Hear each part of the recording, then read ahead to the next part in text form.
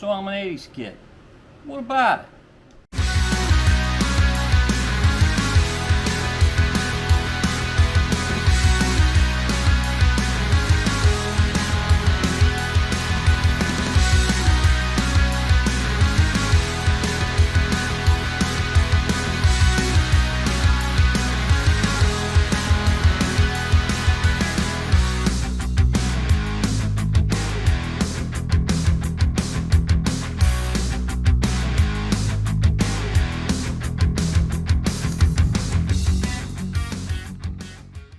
Today on RB's Toy Box, we're going back to the 80s just a little bit.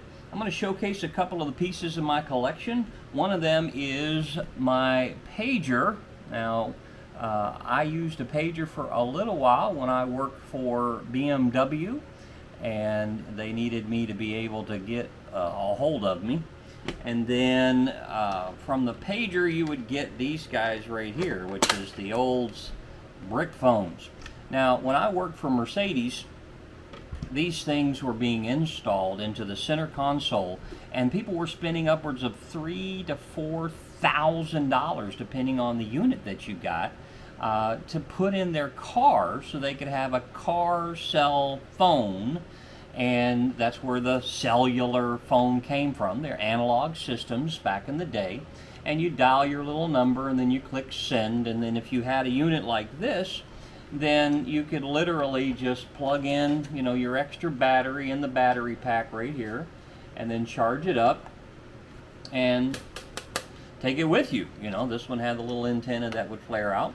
And as technology got more and more, which, you know, if you watch technology, things get bigger and bigger and bigger, and then they get smaller, smaller, smaller, then they get bigger, bigger, bigger, then, you know, at one time it was really cool to have a cell phone this big, and now all of a sudden we got, you know, we got folds that are 7-inch phones.